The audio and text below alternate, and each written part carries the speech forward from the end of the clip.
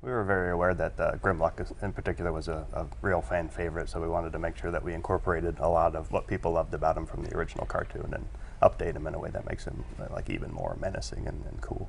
Yeah, I mean, the G1 cartoon is definitely the origin of all the characters that we've done. So with the Dinobots in particular, because they're ferocious, I think the G1 cartoon was a little maybe kid-friendly, so I think we brought a little more ferociousness to these metal dinosaurs that Shockwave ends up bringing to the planet. So whenever we come up with a new group or a new classification of guys, we try to do something that makes them stand out from the crowd. For the Dinobots, maybe you could talk about the particular things that we did to separate them. Yeah, I mean, one thing about the other characters, they all have a particular color scheme. So you have Bumblebee's yellow, and the Dinobots are all very similar in their color schemes. They're different types of metals, maybe 3 different colors. Swoop, for instance, has a lot more red on them. Just their materials in general are different from everybody else. So they have a different type of gun gray metal and a reflective gold metal. And in addition to that, I just go back to them, making them as menacing as possible. They're beasts, really, when they transform. So making them a little bit scarier, more ferocious than the other characters. A very muscular feel, big shoulders, big hands. Huge feet and big boots. And sort of like reptilian segmentation of their armor and all that sort of thing.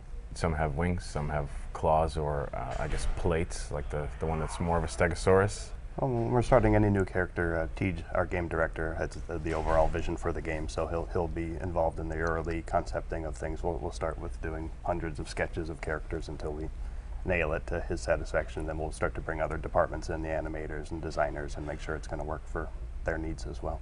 The Dinobots are pretty iconic from the get-go. So, and with most of the characters in Transformers universe, we're still delving back into Generation 1. So we have a nice ball of clay to start with, and then we're trying to modernize them or make them more interesting for new viewers, and then also just to bring the High Moon style across all of the characters.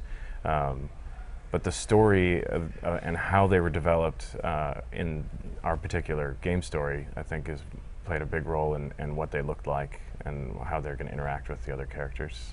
But we do a lot of sketches, probably 40 to 50 sketches of each character and their alternate form, and then as many examples as we can possibly provide for everyone to kind of choose from, or to Frankenstein into one final guy. In designing the Dinobots or any of the Transformers, we start with their alt form, which is in some cases a vehicle, a plane, or in this case it's a dinosaur.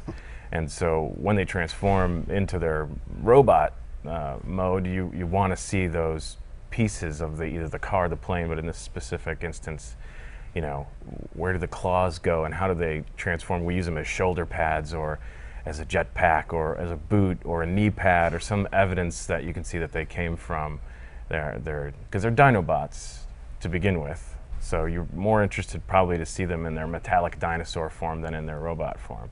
So we have to make them equally as cool across the board. So you want to have claws and tails and wings, and we work with the animators to usually pick one iconic feature.